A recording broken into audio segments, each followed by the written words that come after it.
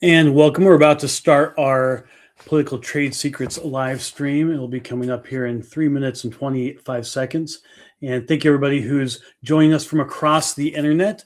We are streaming on about 15 different platforms. So if you're watching on X, Facebook, LinkedIn, wherever it's at, thank you for joining us today. And we're going to have a really interesting episode.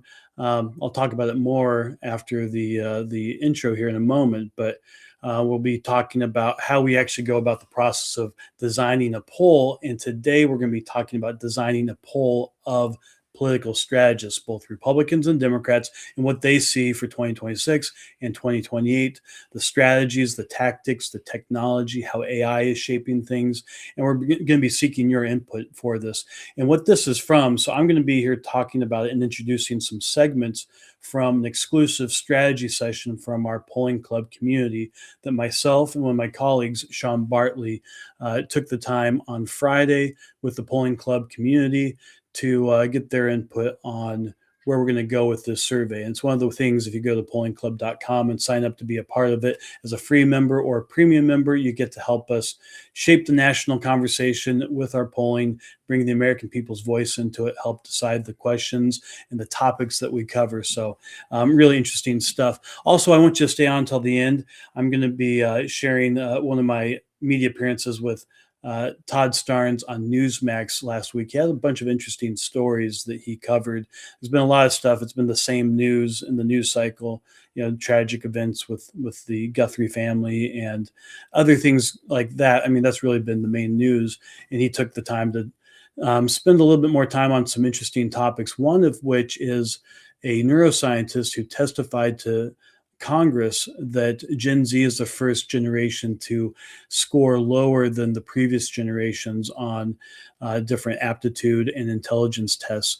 And I'll actually explain my perspective as a pollster who tests recall and memory and whether messages stick, and actually some really interesting brain science as to how that really works and really how that could be applied to education. So I was surprised to get the question, and I actually had some interesting expertise to share that actually could make a difference. But wherever you are during this live stream edition, you can join the conversation. You can post comments. You can ask questions and be a part of the conversation. And myself and the team here, we will make sure to bring that into the conversation today. I'll answer questions, or we will follow up afterwards if you're watching this on the recording. So we really do appreciate it.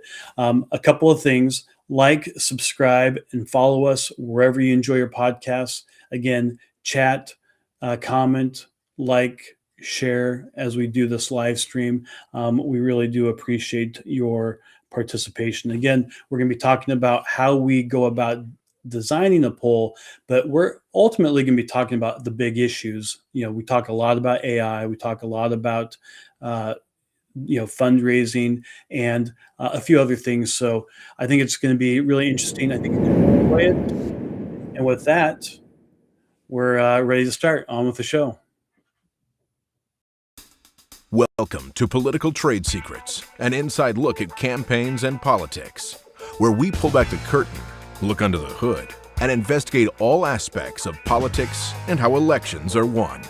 Now, here's your host, Dustin Olson. Pollster and host of the Political Trade Secrets podcast, Dustin Olson. Dustin Olson. Dustin Olson. And Dustin Olson, pollster at American Polls. They work for both Republicans and Democrats. And he hosts a podcast, Political Trade Secrets. Oh, we love that. We like that podcast. Now, from Washington, D.C., is pollster Dustin Olson. And welcome to Political Trade Secrets. I'm your host, Dustin Olson. We have an excellent show for you today. I'm going to be joined by one of my colleagues, Sean Bartley. We're actually going to be showing you some excerpts from an exclusive strategy session that we did for the polling club community, which you can go and join if you go to pollingclub.com. You can be a free member or a premium member. But what we do is we seek your input on the questions and the topics that we cover in our national surveys or other surveys. And in particular for this strategy session that we did Friday, we brought the community in to talk to folks about a survey that we decided to do of political strategists. So all of America's political strategists, Republicans and Democrats, we're going to be doing a survey in the coming weeks, getting their thoughts about what to expect in 2026, what to expect in 2028, who the nominee is going to be for either party, how is AI going to be affecting how campaigns run, and the kinds of things that are good and maybe bad. We're going to be getting input from political strategists. So one of the things that we asked for from the community is what you're interested in. By the way, AI was one of the top things that we got from the community. And for today, we're going to show you these excerpts. You can get the full thing if you go to pollingclub.com and you sign up to become a member and you join the community. You'll also get a few other things. You'll get, a free copy of Sun Tzu's The Art of War with a preface written by me and how we use it in politics, as well as all the other insights that we come up with from our polls. But for today, feel free to comment, question wherever you're watching this, and we'll bring that into our survey that we're going to do. We'll do an episode in the future, and we will talk about the insights. I'll have Sean Bartley on again, and we'll talk about it and really what we learned about what the political strategists, the political professionals, the people who are making politics happen, the people, the strategy behind the strategy, what do they see is going to happen in 2026, 2028?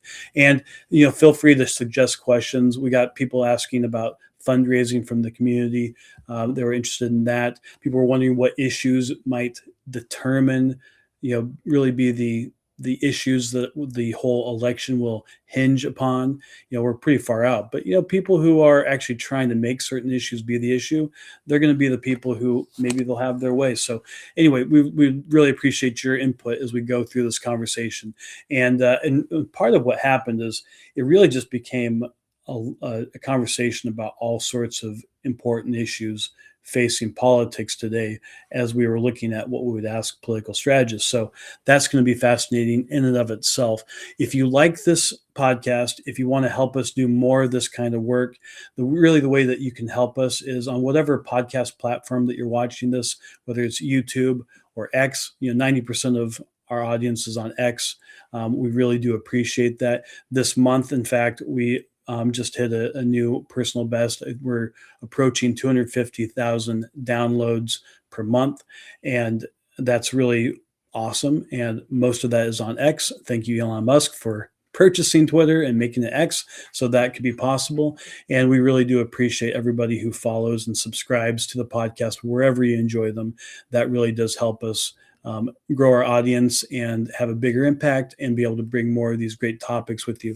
But without further ado, I'm going to introduce my guest. It's one of my business partners at American Pulse. We are the ones who provide Polling Club.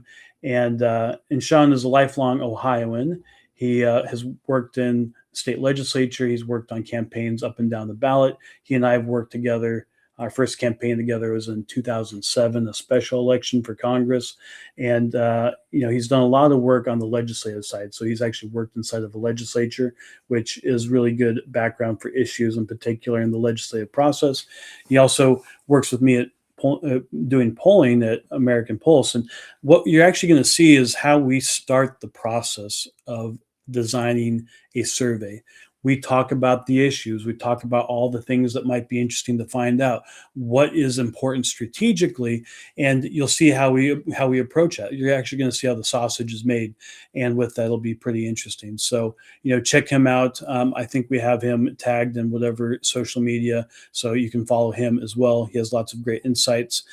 Again, like, follow, and subscribe. Join the Polling Club at pollingclub.com and comment. If you're watching this live, comment and join the conversation. We really do appreciate it. But I'm going to go first to our first segment from the strategy session. And in this, we're talking about AI, and we're talking about some of the themes that are going to be hitting 2026. In particular, we had done an X survey, and we had done a survey of the Polling Club community and what issues they thought were most important, what's going to happen in 2026, and AI were the top issues. So with that, we'll go on to the segment. Sean, what are your thoughts about the responses we've gotten from folks. Yeah, well, I think it's not a big surprise to me, at least. I think um, there's a lot of talk about the midterms right now, so it would make sense that people would want to hear what people who work in this regularly think about it. Um, I think the response on the use of AI in campaigns. I think it's something that we've talked about before, and I know you've talked about it in some other appearances. But we saw the use of AI in the New York City mayor's race. Totally. You know, uh, Cuomo's campaign had people asking if they could get AI Cuomo to run for mayor because he looked younger and more So there's people who are doing this well and people who are doing it not so well. And I think their ad, it probably wins a Polly at some point or something. That's the award you get for campaign advertising. But the contrast was a problem. That was one. It was, they had him like swinging from skyscrapers, and he looked robust and healthy and energetic in the AI version. And then they went to him speaking to camera, the real Cuomo, who's the current age of the current Cuomo, not the younger, robust AI version. And the contrast was stark. Yes. So that was a bit of a mistake. Justin Germany, who we've worked with in the past, he, over the summer, I think he's one of the first people who did an all AI ad. And this is definitely going to change how people do campaign ads. We've already had some stuff that we've done and are working on that has it on our Olson Strategists and advertising side, where we do political advertising and consulting. And Justin did an ad for kind of a conservative company. Their audience is a little bit more conservative, but it's a for-profit. It wasn't a campaign ad, but it was all kind of the man on the street style of a ad, which works well for AI, because AI, the consistency between scenes is still a problem for most people. I'm sure there's really good technology that has been fixed, but he was able to do, short, like one line of a, person at a coffee shop, a person on a farm. And you could tell occasionally, just in the way sometimes an AI generated person speaks, is like maybe a hiccup in the sentence. But I would say that there's a lot of customers who would have no idea that there was at all AI. It was a really good use of that, and we're seeing it deployed on campaigns now. I think you're going to have people doing really creative stuff that you would have never seen before because of AI, and I think it's going to be this election cycle. Well, I think that's just it. AI, it speeds things up. That's one of the things it does. The other thing it does is that it does allow for more creativity. Yeah. There are one person who's really talented can now do a lot more, something that they may have had to have gotten a whole crew together to put something together that would have, a film shoot or a photo shoot or a video shoot, I guess what we call it in this day and age, that if you want to do a really big one, or a decent one, it's going to be $30,000 or more, maybe up to $80,000. If you're doing something that's Hollywood level, it might be even more than that. And most campaigns are trying to get away with doing something that's like 10,000 or 15,000, and that's really tough. But now you could have your candidate on camera for not that much, and then have someone who's really talented, is a good editor, is somebody who has done a lot of photography, and they're good at AI. They can now be the director, the editor, the producer, the sound mixing person, the everything. They can do all of it, and also the computer generated animation as well. They can do all of it. Well, I think about, particularly when you're trying to tell a very specific story, it used to be almost impossible to come up with the image that you wanted to fit that. Yeah. AI has changed that completely. And even 6 months ago, it was pretty frustrating, but I think it's definitely changing. I'm going to drop my screen here, Thomas. Very good. So on this, the reason why we're talking about this is, so this is the kind of thing that you as the community can tell us, like, yeah, I think this is super interesting. Clearly the people on X thought it was interesting. Thomas, what was we also have input from the club. What was the main thing that people said? Just give me the top thing. It was also the 2026 midterms. Okay, very good. So 2026 midterms, what's going to happen there? On the AI, so the question I have that I think we need to add into the survey, and this is the kind of thing that we want you all to suggest, is the thing I'm going to suggest is that we ask, how are you and your campaigns deploying AI? Like, what are the things you're doing? That would be an open-ended question, which I think this survey is going to have a lot more open-ended questions where we don't give a multiple choice. We give them the opportunity to just expound upon what they're doing. This is going to be fielded differently than the typical poll. We have our own call center, so we will call people for this, but primarily we are going to be emailing, which is not the typical way we do most of our surveys, but we'll email a lot of these consultants. We will text them and we will call them on the phone, and that's going to be how we field it.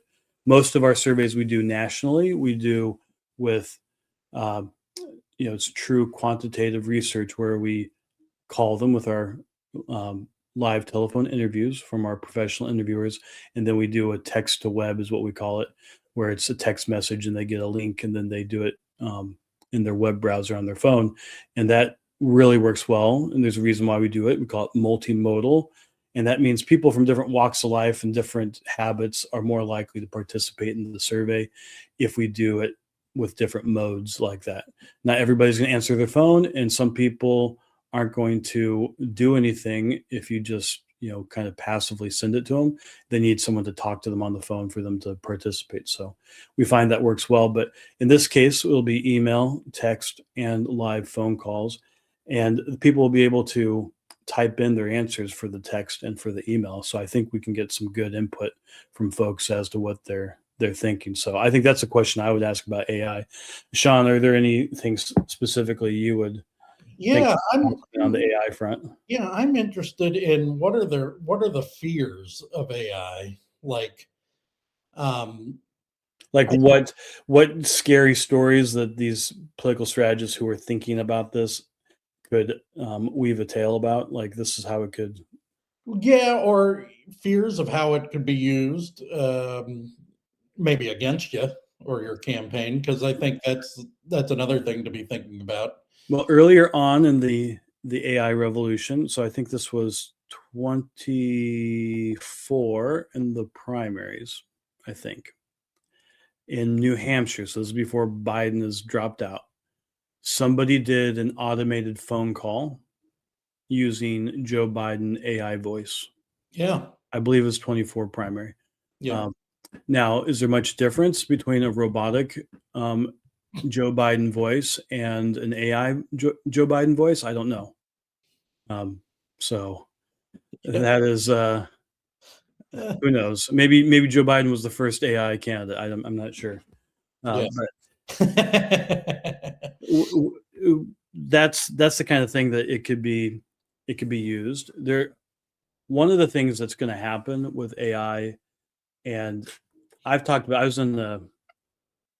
this was for the 24 election. I did a documentary for Al Jazeera, which most people don't follow that in the United States, but they're actually of the Middle Eastern news agencies, one of the less biased. Now they're like every media, there's bias, but people do consider them to be one of the better sources for news in that region, as long as it's not on certain topics that are obvious.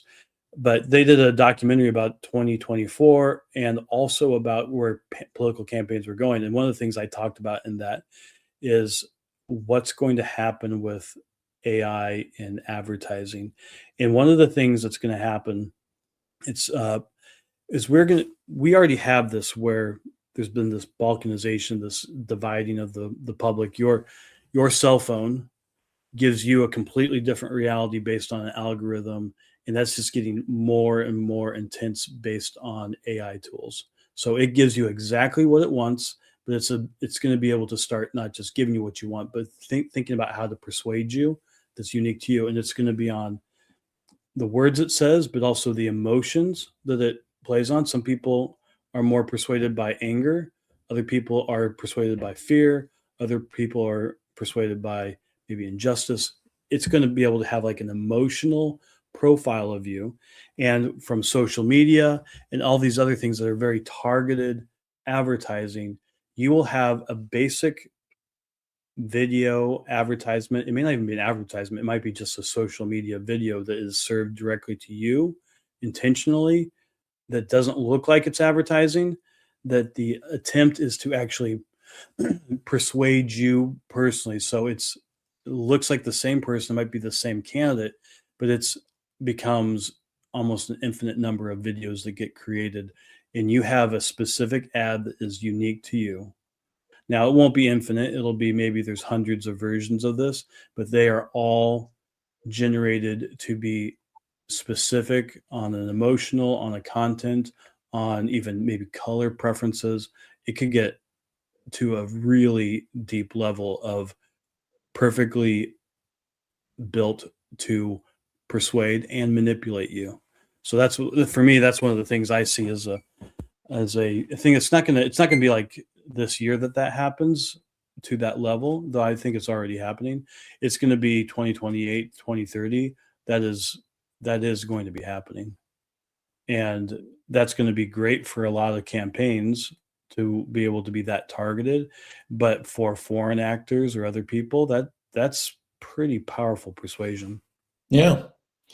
Yeah, I think when you're looking at AI, I think it opens up so many things, particularly for campaigns, um, particularly for campaigns that maybe have smaller budgets. I think it opens up a lot of things.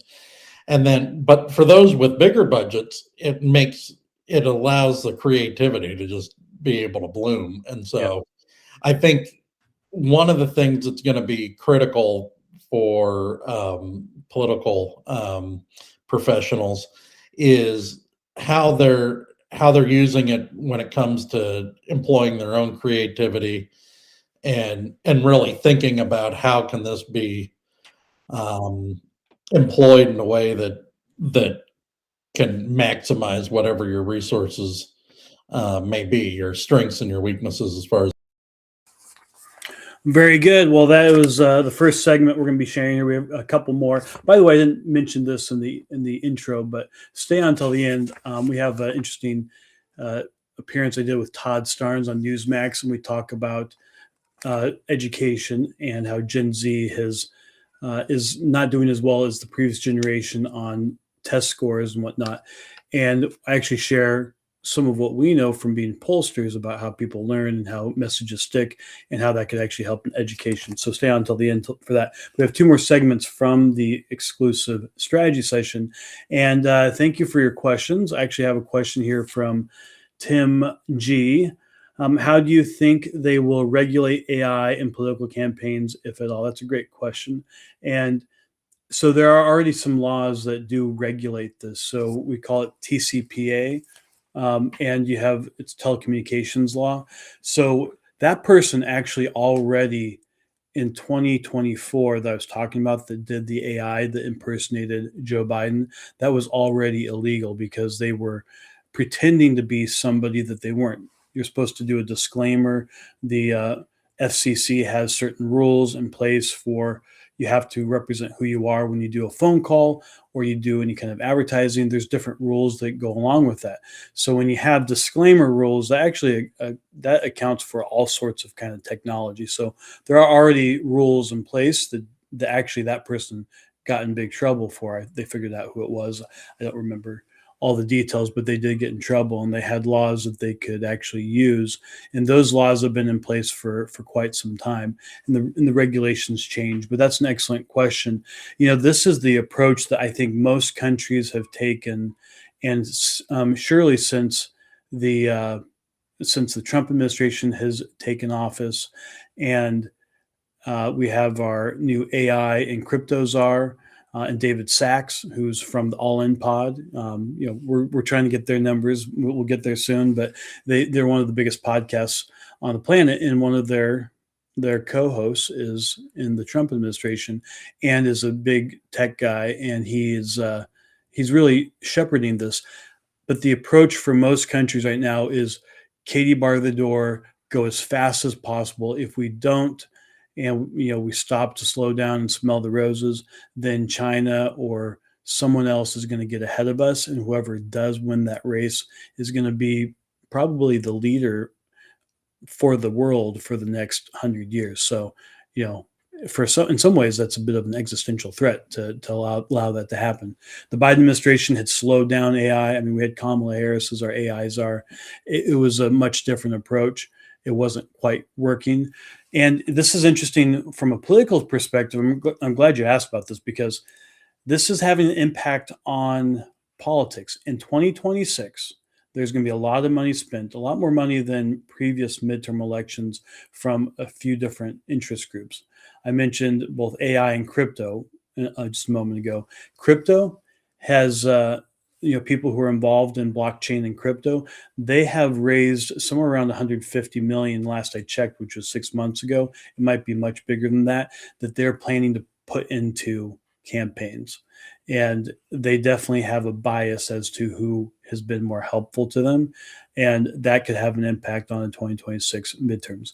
There's also been, I don't know how much money it is, but there's definitely a movement for people involved in AI to be involved in these midterm elections. So that's going to impact how things are regulated.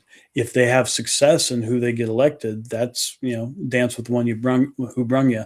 So I have a feeling that's going to have an impact. But, I have a feeling from what we've already gotten from the Polling Club community, which you can sign up to join that by going to pollingclub.com. And then from our X poll, which we started that segment with, 2026 overall, what's going to happen, as well as AI, are the questions that people are asking. People are very interested, and please keep posting questions. That was great, and I really appreciate the insight that you have on that. So, without seeing any other ones, I'm going to set up the next conversation that we are going to talk about here. So we're going to go to segment 2. And in segment 2, we talk about polling methodology and some 2026 midterm tactics. One of the things that we're going to talk about in this is there's a bit of a trick that's being played right this minute. We are literally in the filing period for running for office. Some people have been running for 6 months, a year. However, states have certain rules for when people can register. I think Montana started today. So people started registering to run for office. Even though they've been raising money into their campaign committees and all that for a while, they have a period of a few weeks where they get to decide and to file their paperwork. So there is a concerted effort, and Sean's going to talk about it. I'm not going to steal his thunder, but it's really interesting, and I think you're going to it's going to be a bit of an aha, and you're going to now see it every single election cycle. From the party that's trying to manipulate, retirements, which that gives you a hint of what's going to happen. So without further ado, we'll go to our next segment from the exclusive strategy session with the Polling Club. Let's going back to 2026. We've talked a lot about the tactics that are changing in this cycle. So those are the things that's going to be a big thing. Is like where political professionals see that going. Technology. We've talked a little bit about fundraising. What's happening. In 2026, Republicans have a huge cash advantage. It's why this could be a little bit different of a cycle right now. I think my prediction is that political professionals on both sides will say that it's going to be a quote blue wave. That would be my guess. Now, I track the generic ballot in our in public opinion, on public polls, media polls. It is actually they're underperforming where they were in 2018 at this point. It's improved in the last month or so, but they're underperforming. So, but this is something that people don't maybe realize. Political professionals are almost always super negative. Yeah. So, Well, Republicans they always think they're gonna lose. And it might be possible the Democrats think that they're not going to be in as good of a position as they think. Because if there's money problems, if you're not getting paid as much as you like, you might have a different perspective. But fundraising, there's who's winning that. The truth is, though, every campaign, unless you're really a high profile campaign, you're probably struggling for money, regardless of which side you're on. And that's a challenge unless you have a celebrity, someone who already has a huge database. I'm curious as to people think that small dollar donors have become a bigger deal than big donors. I'm curious as to what people think about that, and how all that's going to play into 2026. Will the fundraising advantage matter in 2026?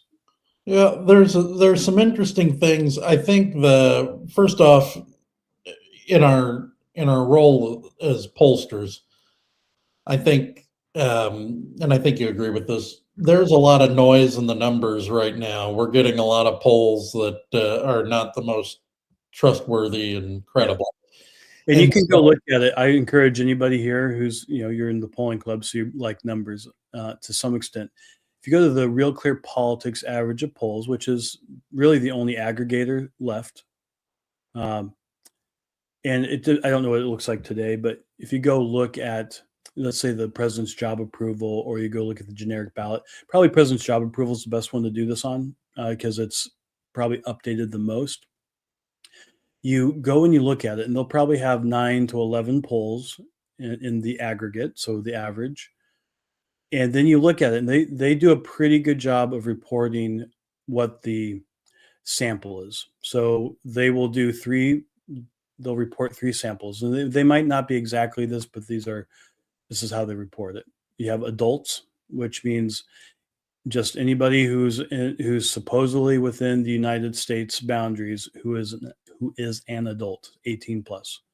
So they could be an illegal immigrant, they could be an expat from France, they could be someone who's not registered to vote, but they're an American citizen. Like, it could be anybody. It could be somebody who is registered to vote but has never voted. I mean, it could be all sorts of things. And there's a reason why a lot of the public opinion polls are done, the publicly available polls are done that way, is it's cheaper. Like, you can explain this, like, how does an online panel work? Like, you get pricing on this all the time. yeah. How does that work? Well, look, the wider the frame that you have, the cheaper it is to conduct the survey. So let's think about it like this. You do a survey of US adults. Your pool is 300 and what is it? 300 million people. 370,000, whatever it is. But 370 million, I mean. yeah, But that doesn't even include the 20 million. yeah, but I mean, it's hundreds of millions of people. So, but if you go down to registered voters, which is the next one, it's basically 70% of that number. So you've taken 30% of people out who are not registered, and for whatever reason, maybe they're here illegally, maybe they, don't care, whatever it is. And then there's the third segment, which is likely voters, and these are people that are going to vote in whatever the upcoming election is. And that's important for a midterm. If it were a presidential year, it would be a little bit less important. Now, there's a somewhat of a standard practice for some media organizations that they will switch to a registered voter frame, maybe closer to the summer, or likely voter in the fall. I personally think it should be likely voter the entire time. If it's the year before the election, I'm okay with a registered voter. Now, this is important because also the reason I'm bringing up the online panel, you go and look at the aggregate at Real Clear Politics. It is very likely that all of the polls included are 100% online panel. We call it panel trash. It's people who are compensated to do the survey, either by credits or actual payments, like $2-3 for doing the survey, and they've they have signed up to be in a panel. So they have to be someone who said, yes, I want to do polls regularly. And they do, I think on average for Ipsos, which is the number one, in my opinion, I'm saying this behind the sign up. They are one of the, I'll say something that is absolutely true. They're almost always the furthest off. They're also almost always the most cited, and also sometimes they'll be in the aggregate twice because it's the Reuters Ipsos poll, the ABC Ipsos poll, the Washington Post Ipsos poll. So they have a lot of these, what I would consider bad actors who are intentionally trying to put a thumb on the scale, it seems to me, and they will be way off. I was doing research a couple weeks ago in preparation for media appearance, and they were off by 11 points from the registered voters and the likely voter surveys. That is, and they're always doing adults only, but even when they do registered voters, they'll have like the presidential approval in the mid to low 30s or high 30s. Yeah. That's not believable in this country. And they had Joe Biden close to 50 sometimes. Like that wasn't believable. It is just not believable. It seems to me to be propaganda. I don't know that to be a fact, but it is so consistently wrong that whether it's intentional or not, it has the impact of driving public opinion, and it is a real problem. But you look at that. So they have adults only online panel. And there's one reason why they would do it, which is it's cheaper. It's also well known that it's going to be bad for Republicans if you do adults only. It's just always has been that way. Whereas if you do registered voters, it's one way. And then when you do likely voters, it's one way. So when you do likely voters, the election looks a lot different. Now, the problem with likely voters is how do you actually ensure that you have the right people in for who are likely voters? And are you weighting your poll correctly? So that's where you get pollsters who maybe made assumptions that drove what the outcome was, and they miss the election. But there's definitely there's noise in those numbers, and what you're getting to about noise in the numbers generally. And I think you should let people know why you think it's happening right now, why I think there's the Ipsos style of polls happening, and why there's trying to create this doom and gloom narrative. I don't think this is necessarily shaping up to be the best election for Republicans, and by history, it shouldn't be. Very rarely do midterms go the way of the president. 2002 is an example. 1998 are examples where they did, but typically that doesn't happen, especially in the modern era. But why is it you think that there is an extra little bit of pressure on this scale with the thumb? Yeah, well, I think it's because right now we're in the season where some places it's passed, but some places it's happening right now. The filing deadlines for running for election or reelection. Mhm. And so this truly is the best time to have your registered voter surveys. If the goal is how do we get a Democrat majority in the House and the Senate, what's the best way to do it? Well, it's to have the best candidates you can possibly have on your side and have Republicans retire, or your best candidates say, boy, this looks kind of tough. Maybe I'm not interested.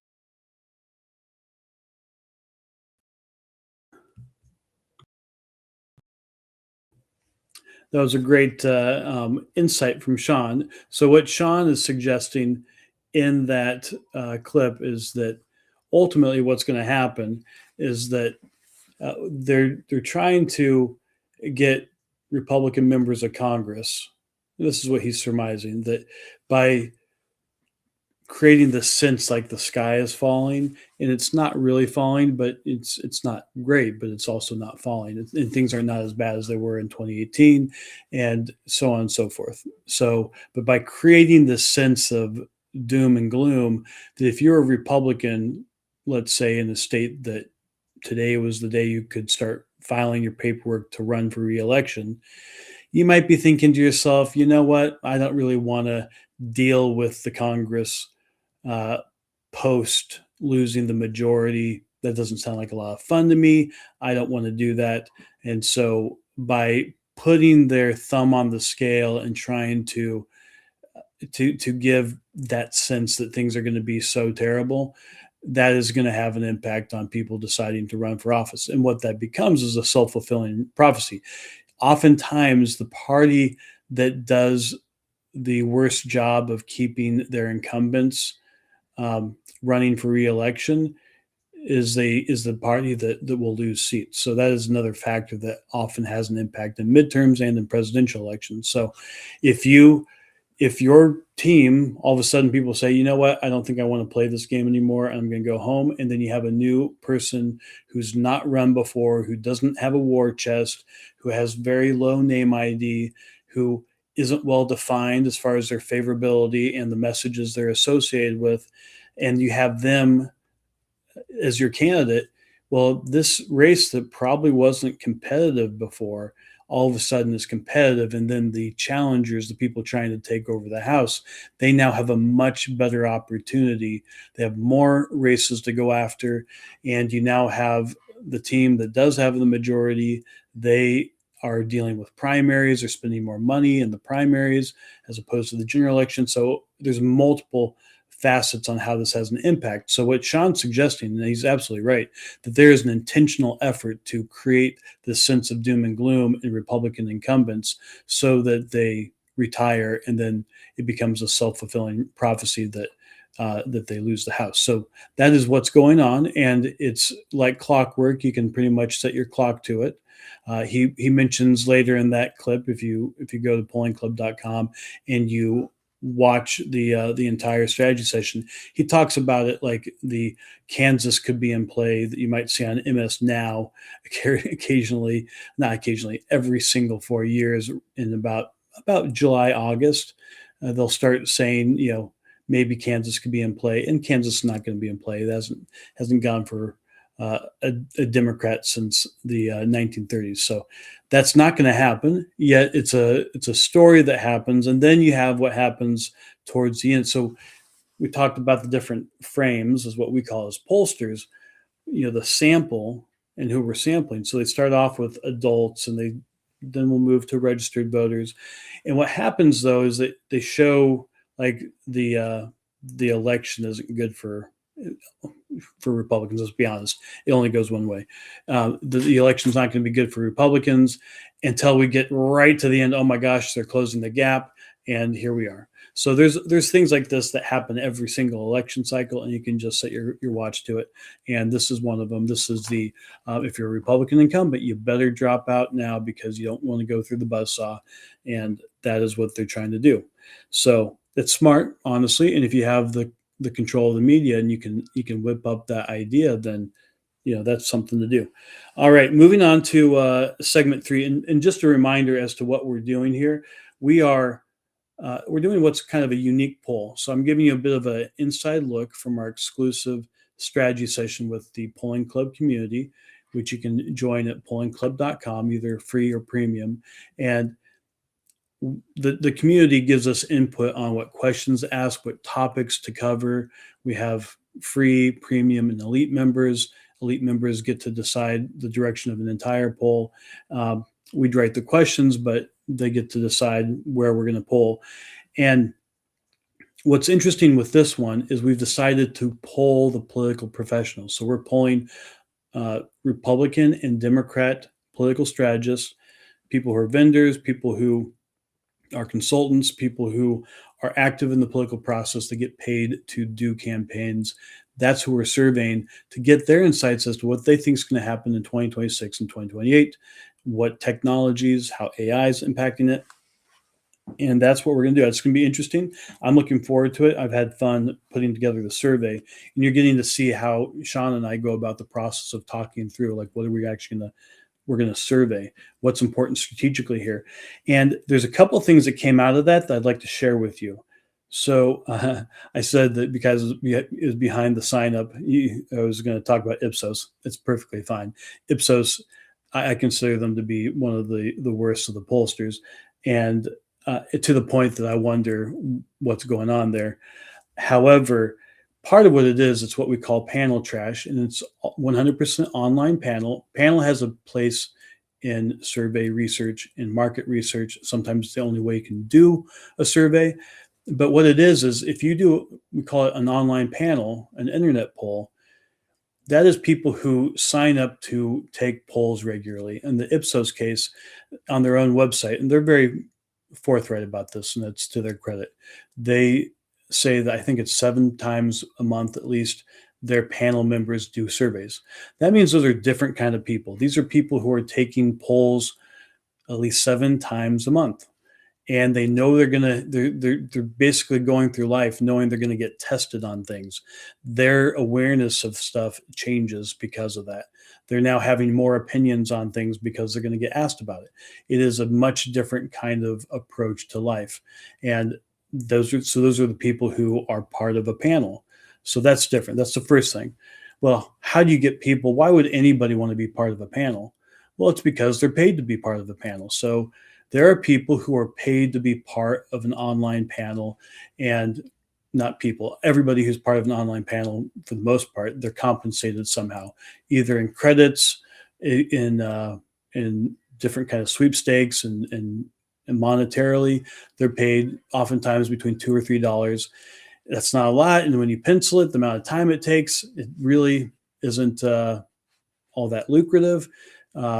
These people are also not that good at math, obviously, if they're spending their time doing this. Go sign up for an online panel. You'll see what I mean. You think it might be a good deal at first, and then you do a really long survey and you get paid $2 for it. You're like, why the heck did I do that? So you'll find that with what we call panel trash, online panel. It's okay if you have a portion of it. I like to have sometimes on certain kinds of surveys, 15 to 20% of the sample done through online panel, because you can get to some harder to get to demographics, some minority groups that you wouldn't be able to get to as easily. That's important. But this is the interesting thing when we're talking about AI. And I'm not sure if a lot of political professionals even know this, if we ask the question of them in this survey, if they would even know about it. Because there's compensation. I don't know if it's all because of, foreign influence in our elections and foreign adversaries trying to influence our public opinion research that's presented in the media and publicly available, or if it's just people intending to defraud and with the intention of making money. So if one person's doing, 7 polls a month and getting paid $2 to $3 for it, that's not that lucrative, obviously. However, if you create AI bots that will do this at scale, and this is something that's happening in the industry and public opinion research that is presented by a lot of media organizations, they are suffering from this. This is the biggest problem that's happening with online surveys, is that they have AI bots that will go and they will fill out these surveys. You'll have somebody, these are the people who could be participating in your survey if you have a 100% online panel. You might have a server farm in Russia that has done, a good portion of the responses to your survey. You could have, oftentimes, you have somebody with a VPN who's, a Cheeto-fingered couch potato who is doing the same survey, bouncing from, Hawaii to Ukraine to Sweden to Brazil, and they've done your survey 5 different times.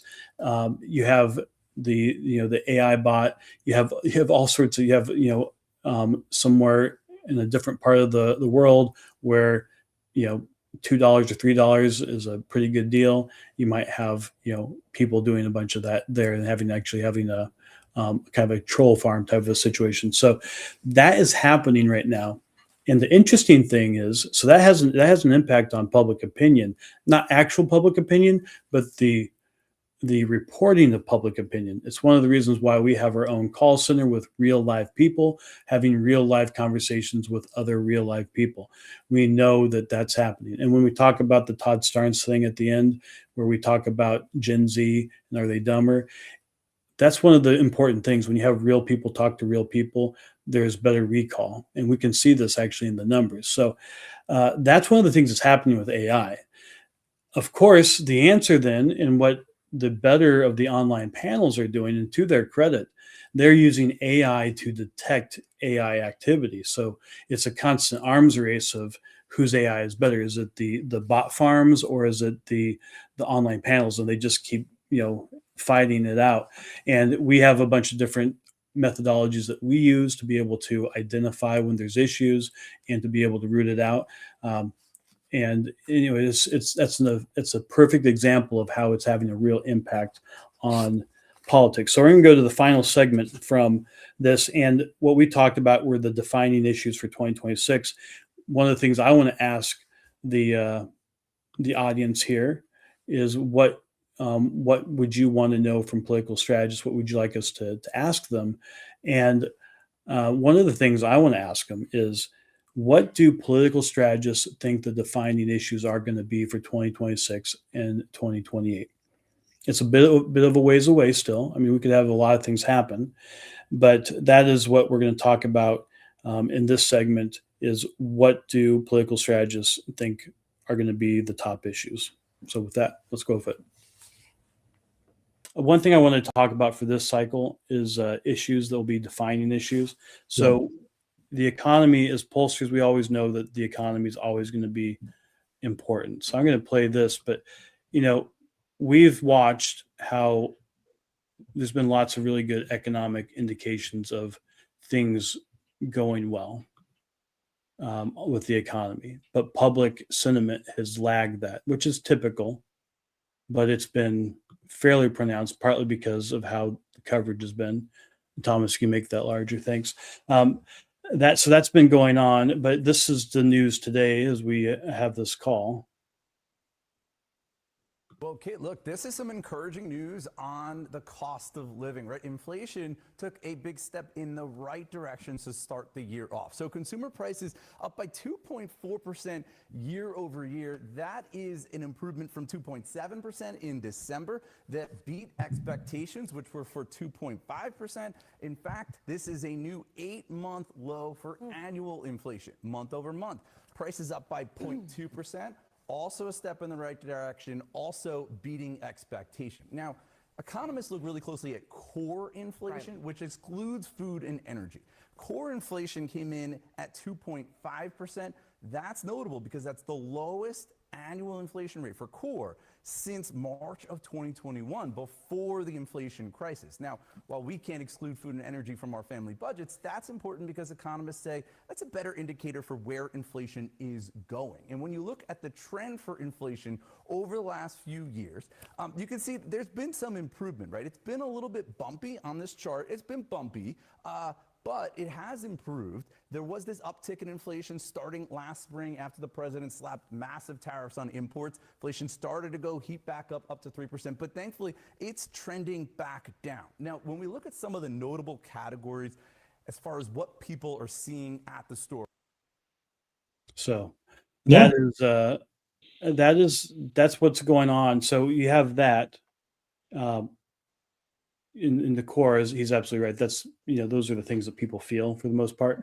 But you have that happening at the same time that are the growth in the economy and take-home pay and all these things are increasing. They're increasing faster than inflation, that was the problem of the Biden years, is that inflation got up to 9%.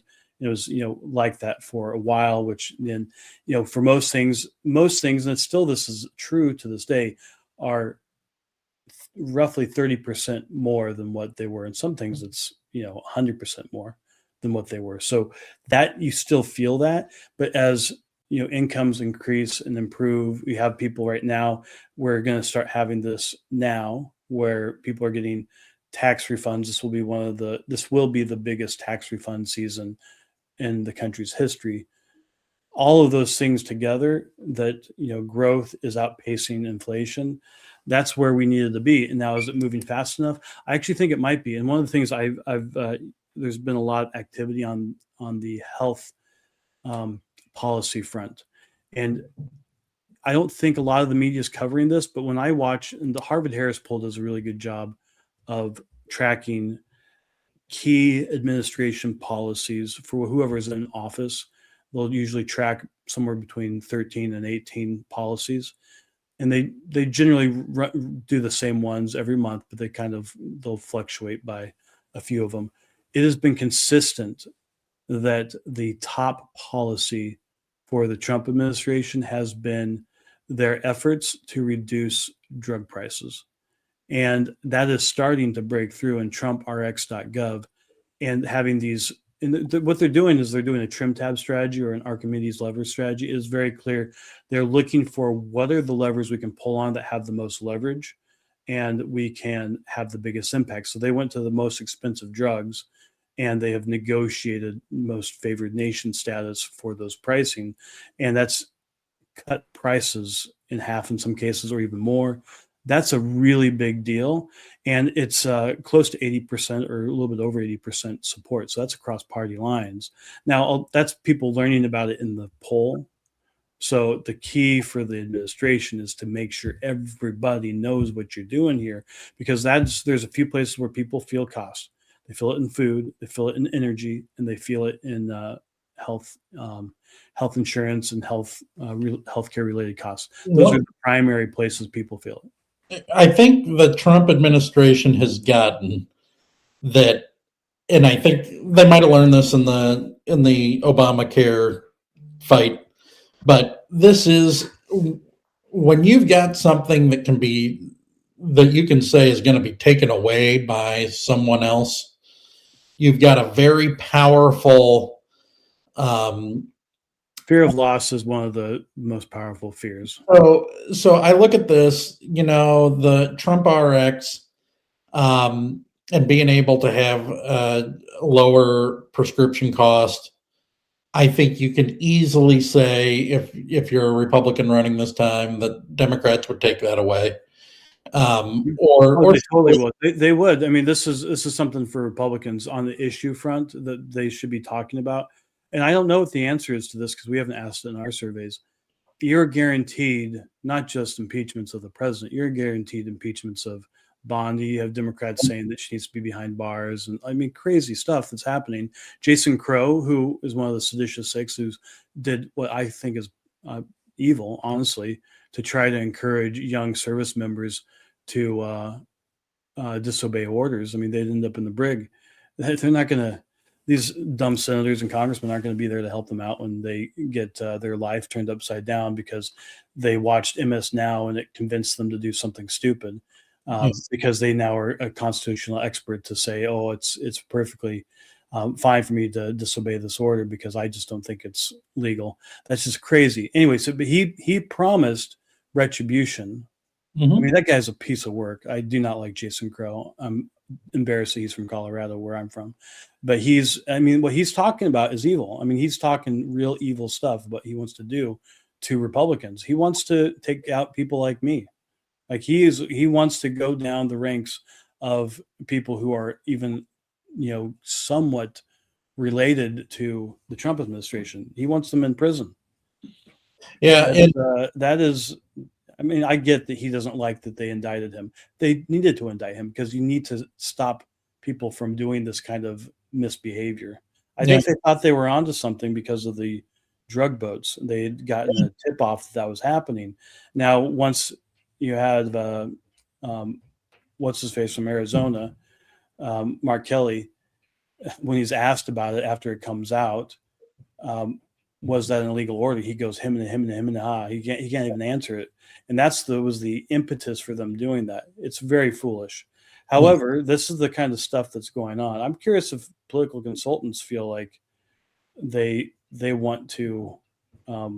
You have James Carville talking about marching people through the street and spitting on them. I mean, that's crazy stuff.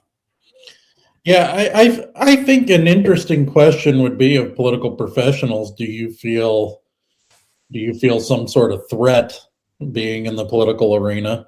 Mm-hmm. Definitely be a different way to say that. But I think the interesting thing about the midterms this time is that Trump has figured out a way to have between Trump RX and the Trump and the accounts, for the Trump accounts, and that's starting to get some real, honestly, just on the policy side of it, whether people like it. I mean, we have one of our colleagues who thought it was kind of nanny state, though I've also heard him say that he thinks it's great since. I don't know if you remembered his comment before, Yes. but it is probably the thing that saves Social Security.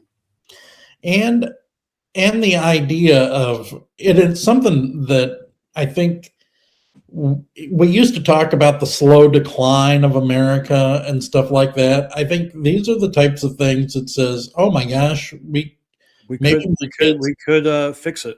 yeah, well, and maybe my kids can have a better life than I have," which has not been something that's in public sentiment um, Absolutely.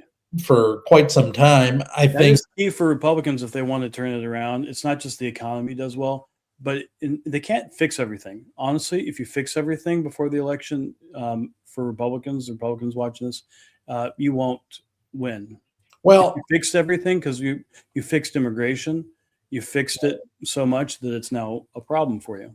yes, So that is, you can't fix it all, but what you can do is paint a picture for a future. If we keep going in this path, you're going to get the world that you want. yeah. And if you don't keep going in that direction, you're going to get less of what you want. All right. So, talking about some of the key issues, and obviously we talked about the economy. Some of the highlights I think from um, that conversation that were interesting. Um, we have This is going to be the biggest tax refund season ever. I think people are going to, they're probably already feeling that. Inflation at 2.4%. That's an 8-month low. I mean, that's amazing. Core inflation lowest since March 2021. Income growth outpacing inflation. Uh, Trump RX drug pricing. The Harvard Harris poll, I'm going to mention that in a second, but that is the top issue. The Trump administration's efforts to reduce drug pricing, and that's real, actual impact. When I said Archimedes lever or trim tab, what that is finding the thing that has the biggest leverage. Archimedes hammer or Archimedes lever, that's what that is. Or a trim tab. A trim tab is a thing at the end of a lever, at the end of a rudder, that when it gets turned, it just makes it so an ocean liner, for instance, can turn faster. It has the most leverage. So what they're finding is those top drugs that most people use that cost a lot of money, and they're focusing on it. I want to mention the Harvard Harris poll because I railed on online panels before. I think the Harvard Harris poll is one of the better public polls that's out there. They do it monthly. They have a lot of data over time, and it is 100% online panel. Now, one of the things that they do, which is something we also do, is they do what I call a multi-sample. So they don't just use a sample from one online panel provider. They build their sample from multiple different online panel providers, so that if there's a bias in any one of those, it's not showing up on it. If one of them's being attacked by AI bots, and they just have a better chance of getting a good sample. And I'm sure they have ways of making sure it's not the same people and across. And I actually have an idea of how that works. And it's something can't really talk about too much because it's proprietary. But they are doing the same thing, and kudos to them for doing the multi-sample, and they do a good job. But they track those issues on a regular basis, and it's really helpful to see that. And Trump RX is the top issue for the administration. We have a couple of questions here. I've got questions and some suggestions for questions for our survey of political strategists. So James T says, for me, the economy has been the biggest concern for months now. I know the data shows improvement, but our pocketbooks are still hurting. Do you expect that people will feel the improvements in time for the elections? I mentioned in the conversation with Sean, there is definitely a lag when it comes to public opinion and real economic indicators. The economic indicators have been pretty good for 6, 7, 8, 9 months, and people are starting to feel it. It is actually starting to shift in people's perspectives. I mentioned the Harvard Harris. There has been a shift in people who have a negative view of the economy, that has dropped. It's dropped. I can't remember how much, but it's like 2 to 4%, something like that. And then the people who have a positive view of the economy has increased by about 2 to 4%. So that's about, I think ended up being somewhere around between 6 and 8% swing, positive improvement, net improvement. That's a big deal. And if that continues month over month, that's a big deal. And I do think the Trump administration is starting to win on some of that messaging because the facts are the facts and people are feeling it. We have the Dow at 50,000, and that's a big deal. So you're starting to have people feel these things. And the big place where that's happening is that income growth is outpacing inflation. The inflation rate is dropping, and real wages are increasing, and we've actually outpaced what people had lost during the Biden administration. I'm pretty sure that's true for that. So that's when people are going to start feeling it. And if you can actually make some real movement on the drug pricing, that's a big place for people. So that's pretty powerful. All right, so we have another question from Mike R. Can you explain a bit more what you mean by if Republicans fix everything, they won't win in 26? Maybe they need to have something to work against, or their messaging won't be effective. Well, that is a really great question. It actually, as I was rewatching that, I thought people may be confused by that, and that is absolutely true. So. Unfortunately, I like President Trump's approach of let's fix everything and like get it done as fast as possible. But what happens is that if it's no longer a thorn in your side, once you solve it, people forget about it. They do not give you credit. They do not like, you know what, you fixed that border thing. We're going to make sure that you still have the Congress. That's just not how it's going to work. What's going to happen is, oh, the border, oh, that's fixed. I'm worried about X, Y, and Z. Or what the Democrats are trying to have it is, oh, you fixed the border, and now I'm not happy about that. It's kind of crazy to think that that could happen, but that's what is going on. And you have the Democrats right now. We have currently, as I'm speaking, the government is shut down partially with the Department of Homeland Security, and they are actively, and I'm sure it's poll tested. They talk about we have to have judicial warrants as opposed to administrative warrants. Well, that's something that's never been the case. And what they're ultimately trying to do with that is they're going to have people, they think people are dumb and that they're going to hear judicial. Oh, obviously it has to be judicial. It can't be administrative. And they think that that's probably positive, and probably in the polling, it shows that it is.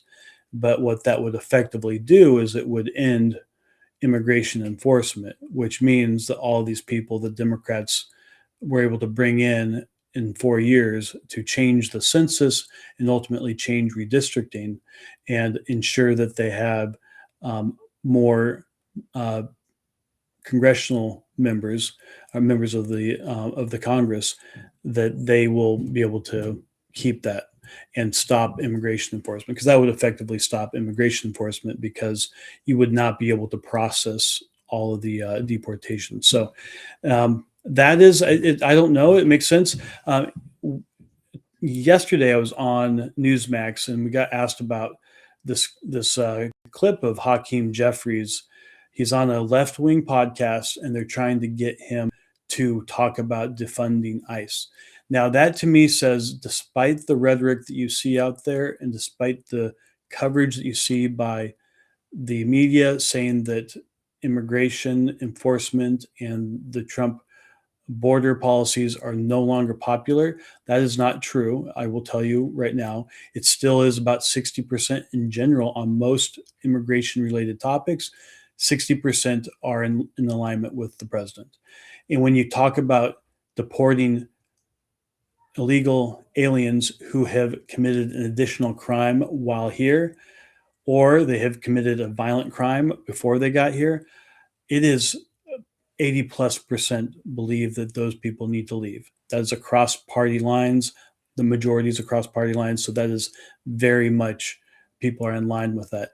Now, they're horrified by what they saw. Now, from my perspective, I know that no large protest happens without people organizing it, and there's big money.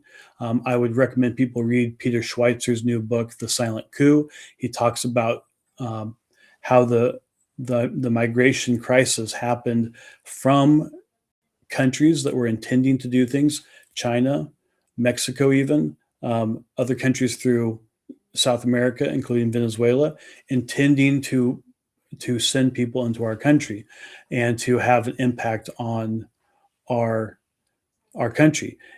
One of the crazy things that came out of that book, I've seen News Nation is one of the only news networks I've seen cover this.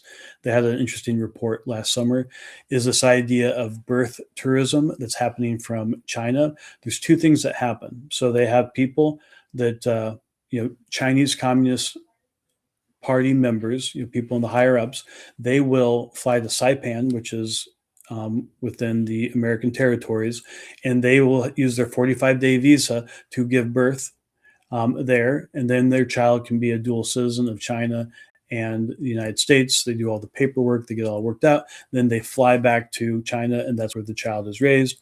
And this all happened in the last 20 years, and it's been going on. They estimate that there's about 1.8 million children that have taken advantage of this, or their parents have. Additionally, this is a crazy thing. This is absolutely crazy, but it's true. And as I said, the News Nation covered this, and it's in Peter Schweitzer's book. They are doing this surrogate mills. So in California in particular, they have Chinese Communist Party members who are set up there. And what they do is they have party members back in China. They send egg and sperm to the United States, then to be a surrogate mother in the United States is then paid a lot of money to take that resulting child to term, and then that child, once they're born, they have party apparatchiks who process all the paperwork for them to become a U.S. citizen, and then they get shipped back in business class. Apparently, if you're going to China, there's a lot of babies in business class, all being shipped back to China to eventually be voting members of our population. And you think about, it's estimated that that's about 40,000 to 50,000 of the surrogate mills, babies a year. The birth tourism is somewhere between 50 and 150,000 a year. I believe 2018 was 150,000, what they estimate. I mean, these are the kinds of things that are happening. Most people do not know. Obviously, we have to deal with our immigration problems. We have foreign adversaries who are trying to take advantage of our laws, and we got to deal with that.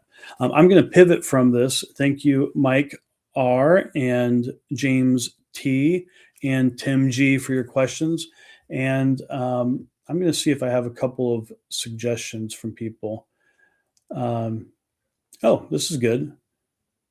What percentage of your campaign budget in 2026 will involve AI tools? That's a great question, and I think one that we can encourage. I don't know how people think about it. I actually don't think people are probably actually budgeting that way yet. Do you believe media polling influences candidate retirements and recruitment decisions? Yes, and I think we've already. They're suggesting that we ask that of political strategists. Well, that's an interesting question based on this conversation.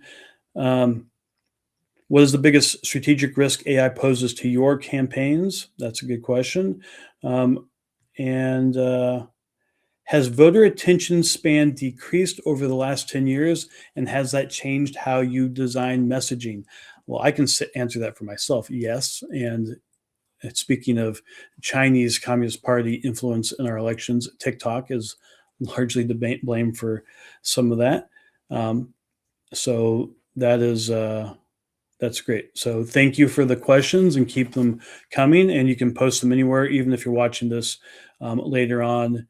We will grab these and go to pollingclub.com to join and become a member, free member or a paid member, and you can suggest questions we have. Most of our surveys are nationally of likely voters, but in this case, we're doing a unique one of political strategists, but we'll be doing other ones like that. I'm working on a survey of podcast listeners and what they're interested in. And you might find that interesting. Talking to folks about doing something specifically on crypto and people's understanding of it. So we always have very interesting things to be doing in the polling club, as well as important Senate races and other state and local races that people are interested in. So those are all available at pollingclub.com. And of course, if you like what you're seeing, like, subscribe, and follow us on wherever you're watching. So moving to this final segment for the show, I was on Todd Starnes Friday, and the news has been all about, terrible situation with Savannah Guthrie's mom. And it was interesting. Todd actually had other topics to talk about, and I've definitely appreciated that. And so we talked about, a lot of it was around education and students doing these walkouts. We had, Gen Z. He's going to set it up. This fellow who testified to Congress that Gen Z is doing worse than their parents. We'll talk about that, but I'll go ahead and I'll play the clip, and then I'll give you my additional thoughts afterwards. All right, joining me now, Jackson Heberlin, a leader in the Clemson University College Republicans, also Dustin Olson, a pollster at American Pulse Research and Polling. Dustin, if there's any doubt left in anybody's minds that our public schools are being used to advance far-left propaganda, these protests have to be Exhibit A. Yeah, absolutely. I think for any parent right now looking at their children going to public schools, you have to be thinking about other ways to educate your children. I know as a parent, that's what I'm thinking about. I live in the Fairfax area in Virginia. I would never send my kids to the public school here. So this is a result of propaganda, and you see all these walkouts and the protests, and we all know that large-scale protests don't just happen. So it's not just students, but there's adults who are paid to organize these things that are making this stuff happen. And there are, our foreign adversaries are very much supportive of seeing these sorts of things happen. The Chinese Communist Party and others are hoping to fan the flames of all this. So this is really us being patsies of people who don't care for our country. Meanwhile, Jackson, at the University of Maine, a Border Patrol banned from presenting at a career fair after a group of students complained. School officials coddled them, saying organizers will, quote, ensure the event remains safe and inclusive. What say you? It's absolutely crazy.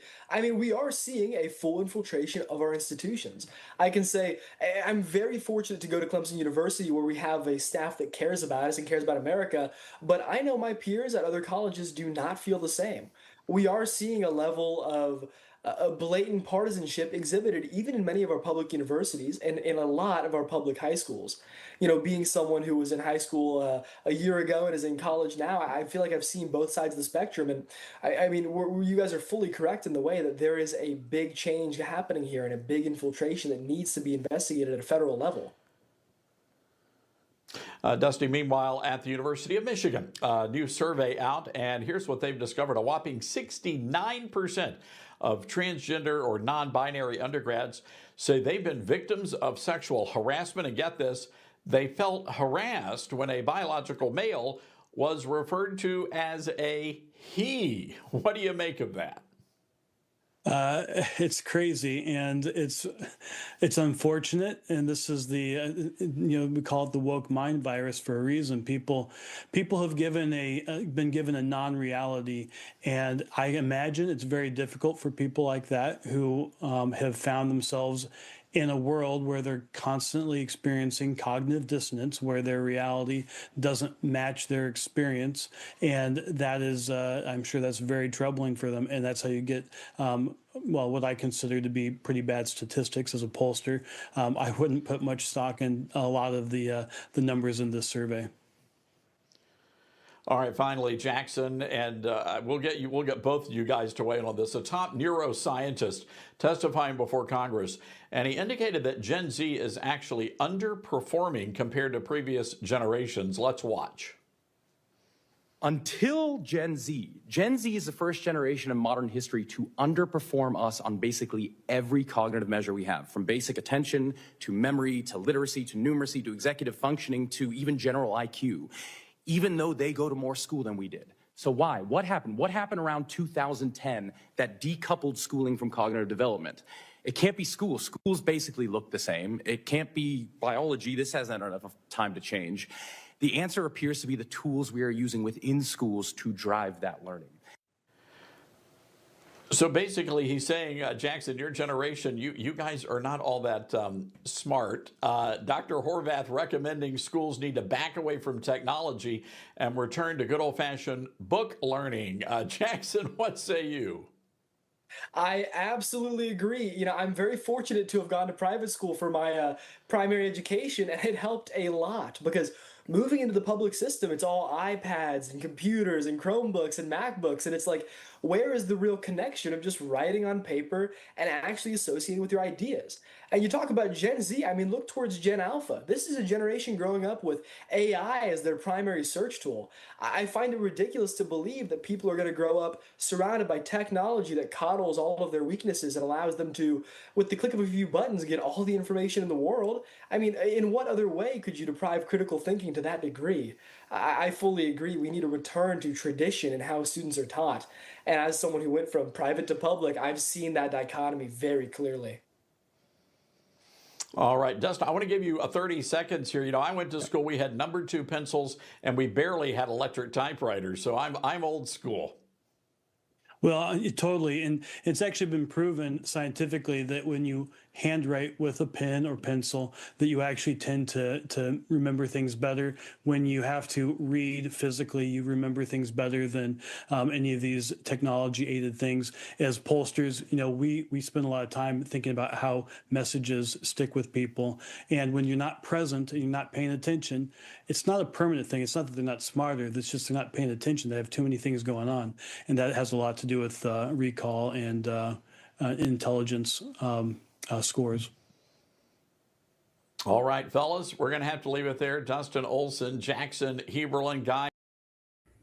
Well, that was great, and thank you for Todd for having me on regularly. And that kid, Jackson Haberling, I believe, he's a freshman at Clemson. Very well spoken, interesting kid. I believe he's involved in Turning Point. But isn't that great to see young people who are outspoken? They're out there. They're speaking up. And when I was a freshman, I would have had no idea how to get on TV. That's pretty impressive to me. It took me nearly 40 years to figure that out.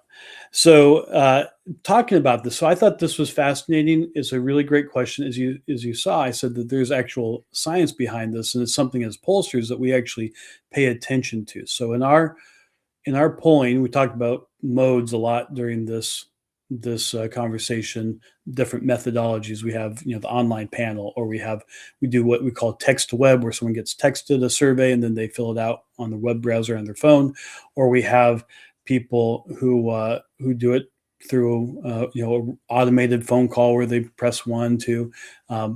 That's a little bit less used these days. And then what we consider the gold standard and what we focus on, since we have a call center that does this, we have trained interviewers who spend their time talking to real people. And it's interesting when you have that human to human interaction, you have people slow down and you have them think, and there's really, one brain connecting with another brain, and you get better responses. People speed through the web, the web-enabled surveys. So from the text and from the online panels, people speed through those. They can do that. You can tell that they're not thinking as much. For the most part, people do those much faster. Whereas when they talk to somebody, they're less engaged. It's also interesting because younger people, Gen Z, are less engaged and they're constantly distracted. They do not do our surveys by text. I mean, certain portion do, but it's not the number one way they do it. And it's not online panel that they do it. The best way that we have to engage younger people is by talking to them on the phone. We call them, they don't get as many phone calls, and then they engage, and it's something that's totally different for them, and it gets them to slow down. And that's actually what's going on. So in a survey or a study in Norway, they actually studied the impact of handwriting over typing. So when you type, people can do that so fast. Not me, but most people can do it so well that they do it fast enough that it's almost like they're transcribing. When you transcribe, when you're able to type as fast as someone speaking, you are actually not processing what's being said. Handwriting forces you to slow down. You can't write as fast as the person speaks, so you have to have economy. You have to choose words. You have to prioritize what's important.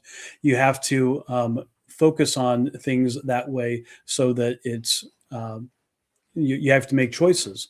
That's the important thing of how handwriting works, and it makes you prioritize, summarize, think, and it's ultimately it helps you with recall and memory. And it's actually something I've started doing for when I do media. I make sure I handwrite everything so that it helps me remember things, and it really does work. Now, on the other side of it, in Japan, they did a study where paper versus screens really helps with recall. So what happens is that when you are scrolling digitally, you are it's not seeing information in relation to other things. You are, but when you're reading a physical book, you're actually seeing it on a certain page, and you have the physical. It actually helps with memory and mapping and encoding. So that is a big thing as to how it helps people with recall. Additionally, there's what we call the Google effect, and this is the illusion of knowing. So this is going to get worse with AI, I have a feeling, though AI might solve some of these other things because you can actually have an interaction where you can test learning. But the Google effect is the idea of I don't have to know it because I can go find it. And so what that happens is people don't exercise that memory bank. So this is all what was behind what I said there. So, ultimately for classrooms, what you want to do is replace the devices with physical books, with handwriting and paper. You want to look at ways to help people focus and do less multitasking. And ultimately, the takeaway I had from all this is that the pen is mightier than the board or the keyboard ultimately. So anyway, those are some thoughts as to what you might do, and a little bit of an insight into how, if you are actually a candidate who's running for office and you want to better remember your messages and really work through what you say in public, a great way to do that is to handwrite, because it actually does truly improve your recall. Well, with that, that's what we have for the show today. Thank you to everybody for participating. If you could like and subscribe on YouTube, X, Facebook, or your favorite podcast platform, I really do appreciate everybody who took the time to go through some of this content. If you'd like to be part of the Polling Club and help us determine what we survey next, go to pollingclub.com. Join the community. You can join it for free, or you can join it as a premium member or even an elite member, and determine the direction of an entire poll. It's a great way to help have an impact in the national conversation, to give voice to the American people. And we really do appreciate everybody who did that.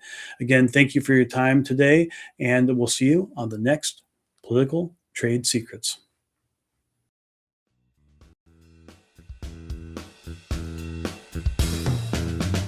Join us next time by subscribing on iTunes, and get show notes and sign up for our newsletter at politicaltradesecrets.com.